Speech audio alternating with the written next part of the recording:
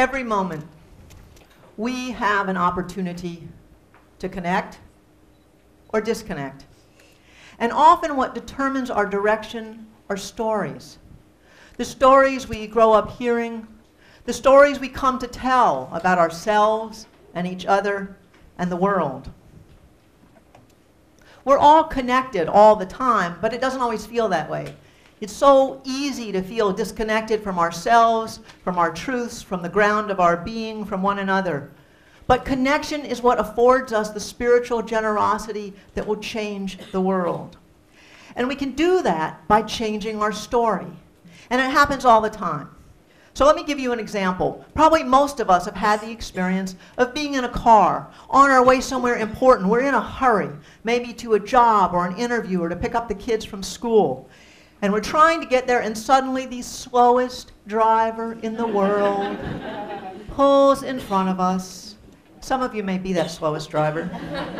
You are wondering, who is the idiot who keeps creeping up on my tail? But this is me. I'm the one going, what part of 55 don't you understand? Why are you going 53 in a 55? And I start making up a story about how you've got to be texting or getting a snack out of the glove box, or you're too ancient or imbecilic to be behind the wheel of a car, until I look over and see the state trooper tucked in the bushes, and suddenly the story changes and you are the most magnificent person on earth.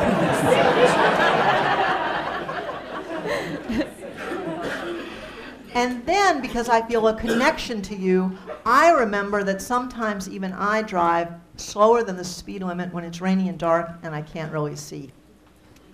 And probably the reason that story and connection are the dominant themes in my life are because my earliest experiences are of disconnection.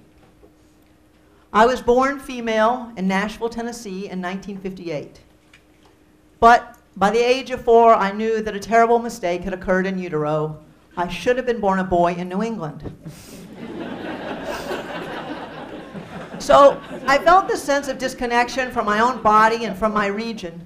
And it was exacerbated by the fact that I was raised in a Reformed Jewish home with lovely parents and an older brother I adored. But we were assimilated Jews.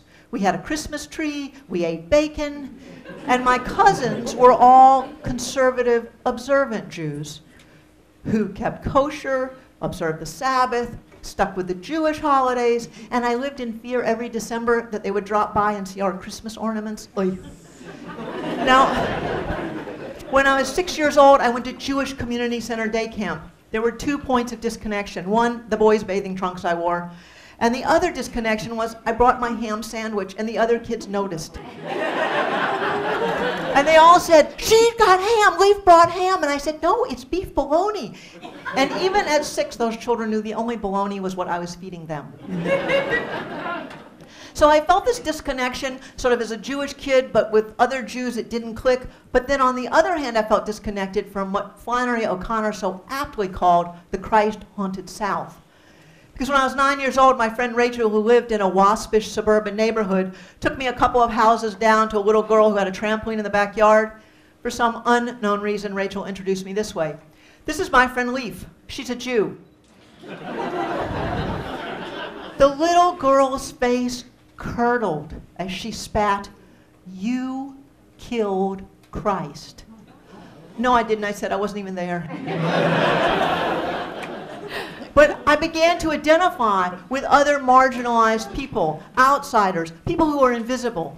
And in our culture, the most invisible people are the ones we lock away, out of sight, out of mind, out of heart. So when my mother asked me when I was about 12 years old if I wanted to go see a play performed by some of the inmates of the men's prison, I jumped at the chance. And when I was 17 and I had the opportunity to go to the women's prison with a friend who was playing her guitar for one of the classes, I jumped at that. And by 25, I was teaching or leading a writing workshop at the Rockingham County Jail here in New Hampshire.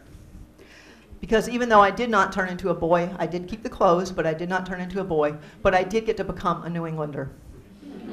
So I was leading this workshop. It was our first session, and it was a great turnout. About 12 or 13 women. We all put the chairs in a circle. And the most amazing thing happened. The correctional officer named Dolly, who was assigned to monitor our group, did the unthinkable. Dolly sat down in our circle. She didn't stand guard at the door. She wrote when we wrote. She shared when we were around the circle.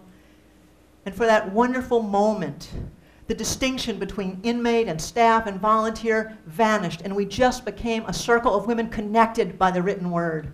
And I was so excited to go back the next week, and I looked for Dolly, and she wasn't there. So I asked one of the participants, hey, what happened? And she said, oh, Dolly? Oh, she got reassigned. She was new. She didn't understand the rules. They're not allowed to sit with us. They're always them. And that's when I understood that the dichotomy between us and them that jails and prisons rely on, sadly the rest of society relies on too. But there's always a little bit of us and them, and a little bit of them and us. And no, we are not all the same, but yes, we are all related. And that means that we need to see the light in others, but also recognize the darkness in ourselves. So from that experience, I went to another jail in Stratford County, a little closer to where I was living at the time, and had the opportunity to tutor a young man one-to-one who wanted to improve his writing. Now I have to give you a backstory at this point. So when I was 18 years old and I was still living in Nashville, Tennessee, I wrote a letter to the editor of the local paper. And I wrote about my outrage that people who drive drunk get out of prison or don't go to prison, that they get back on the roads, because I thought they should be put in prison forever and we should throw away the key. And in response to my letter, a circuit court judge named Stephen North took the time to write me back and invite me to sit in his courtroom any day of the week and meet the other victims, the drunk drivers and their families. I wish I could tell you I had the good sense to accept his offer, but at 18 I didn't. I was too arrogant. But if I'd gone, it would have changed the story I had to tell. So now, fast forward, we'll return. I'm 27 years old. I'm sitting across from this young man in prison, or in jail. He's got a sweet face. He's 18 years old. He's got an intuitive understanding of writing and big hands like puppy paws. And he leans in close and he says, Leaf, I don't know how to keep on living. I don't know how to live with myself because I took a man's life. And he shared a bit of his story, how just a few months before, when he was 17 years old, he went to the state liquor store with his fake ID. He bought a bottle, drank it, got on his motorcycle, and drove drunk and inadvertently struck a bicyclist traveling on the side of the road who died. And suddenly, that judge's invitation came back. And I realized, sitting in front of that young man, that no one's life would be better if this young man spent the rest of his existence in a prison. And I heard myself say to him, nothing you do can bring that man back from the dead, but if you live a life of goodness and service, perhaps you can balance the pain. And the fact that I had that interaction with him changed the story I told, so that this time I wrote not a letter but an editorial in the Hartford Courant. And as you can see from the title, Drunken Drivers Are Victims Too, I changed my story. And I realized in my connection with that young man, I remembered a story of my own that I like not to have to tell, which was when I was about 24 years old and I was driving to work early in the morning, commuting to a prep cook job. I was so exhausted that I began to drive erratically, so much so that a policeman pulled me over and asked at 5:30 in the morning, ma'am, have you been drinking? I was indignant because I had not, but I had confessed to the officer that the truth was I was so exhausted I felt I shouldn't be on the road, that my eyes had closed for a moment where I had swerved and he had noticed it. And I realized that in that moment that I had swerved when my eyes shut because I was so tired, if there had been a bicyclist traveling on the side of the road, I would have struck him too. And that what separated me from that young man in jail was the good fortune of circumstance. And what connected me was everything else. And that young man taught me that we are never just the sum total of our worst act. We are always more than that. Now, from there, I went to teaching a college writing course at the Protective Custody Unit at the State Prison in Concord, New Hampshire. I was a little naive. I didn't know who would be in a Protective Custody Unit. But what I found were 6 men in my class who were all polite and courteous to me. Some were a little shy, reserved, didn't say much. But a couple of the men were really engaging. They were interested in writing, they were funny, they were charming. In fact, I remember saying to myself, if Ron and Steve weren't in prison, I'd invite them to dinner. They're really nice guys. And the class went very well, and at the end of the 6 weeks, it was a summer course, I'm getting ready to leave the building. And there's a room I passed called the offender record room. Now, there's an ethic in prison that you don't ask someone why he or she is there. Because unless you're a lawyer or that person's counselor, it's really none of your business. But I guess curiosity got the best of me, so I went in the room. I pulled the 6 file folders. I sat down with them. Now, I already, had made a story up in my head about what I thought maybe people had done. It came as no surprise that the fellow who had plagiarized every single paper from the World Book Encyclopedia was serving time for forgery. I already knew because little Michael had a crush on me, told me that he had robbed a convenience store, but there were no bullets in the gun because he didn't want anyone to get hurt. But I figured with Ron and Steve, they had to be doing something drug-related, not great, but nothing too bad, you know what I mean? So when I opened Ron's folder and I saw that he was serving time for attempted rape and it was not his first offense, I felt sick. I read every word of the police report, the victim statement, the court records. I could barely close the folder, move it off the table, and pick up Steve's. I thought it's got to get better, but it didn't. Steve was also serving time for rape. He had a 10 to 30-year sentence. I barely got out of that building. I drove back to my office at UNH in Durham. In silence, I sat in my little tiny office in the dark for what felt like hours, and it was as if the ground had fallen from beneath my feet. I could not hold two such disparate truths. I liked those men.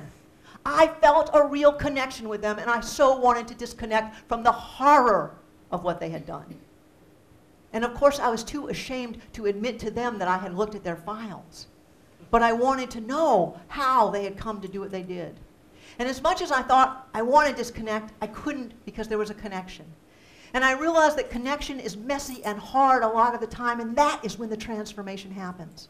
And so I went back to the prison and I taught another class that both of them were in. And I got to know them better, and we built a trust and a rapport. And when I quit teaching in that prison, I was allowed to visit them and exchange letters with them. And they wrote to me of their stories. And Ron wrote about going from being a victim himself to a perpetrator, to using drugs and alcohol, and living in a world of his own making. Disconnected from right and wrong, he described himself as an atom bomb on the brink of destruction. Steve wrote to me too, of being so disconnected from his own pain that he stopped being able to feel anyone else's. And after a lot of counseling in prison, Steve was able to meet with his victim and her husband. And then he went for a sentence reduction, which he did not get. And he wrote me about that in the letter that you see on the screen behind me. I had written him back to say, hey, as your friend, I'm really sorry you didn't get the sentence reduction, but as a woman, I can tell you, you can never serve enough time. And in this letter, he wrote and he said that it was hard. That was hard for him to hear, but that I was right. And what was important for me is that his connection to me changed me, and my connection changed him. And he understood the both and. And he talks about in this letter his own sense that he should be given another chance, and some other part of him felt that he should rot in hell. And he did, in fact, get out of prison, and he did change. And he taught me that it is only in an uncondemned state that any of us can change. And that if we write the ending to someone's story, then there's no incentive for that person to revise it. I learned from both Ron and Steve that disconnection from ourselves and our feelings is the quickest route to disconnecting from the feelings of others. And that, as Steve told me, it's pretty easy to treat a person as an object if you don't feel like a person yourself. They also taught me that by the time most folks get to prison, they're already disconnected from themselves, from their feelings, from their communities, and their families. And prison does little to cultivate connection. So it's imperative for the folks who get out, and most do, that all of us work together to help restore those connections. Because it isn't just the work of the person leaving prison, it's our work, because you can't integrate into a community that does not welcome you. And so a lot of the stories we hear and that we tell about prison reinforces the dichotomy between us and them, and that leads to further disconnection. So we need to tell a different story. And this spring, I had the chance to meet a woman named Tina Holland, who herself had been incarcerated. And she shared a little bit of her story about how hard it was when she got out to reintegrate.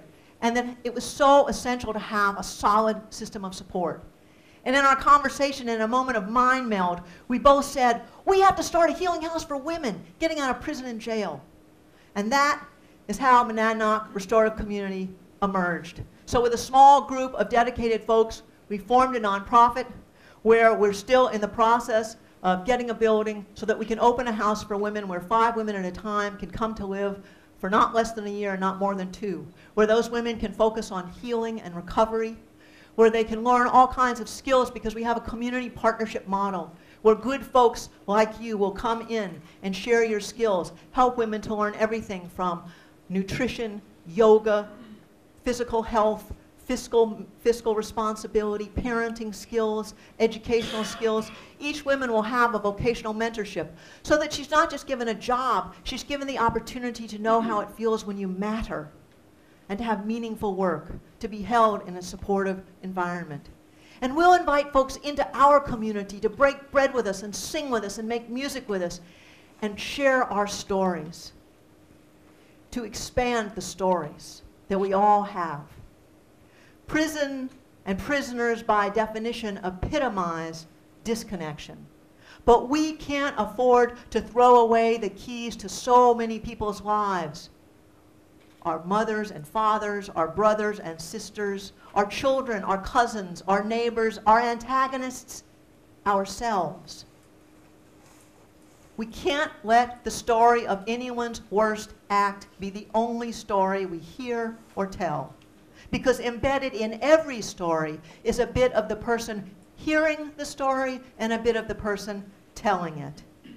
And because we're connected, so are our stories. I have met my greatest teachers in prison, and those connections transform me still. They remind me that it is only in an uncondemned and connected state that any of us can change. Every moment, connection beckons us, asking, what story will we tell?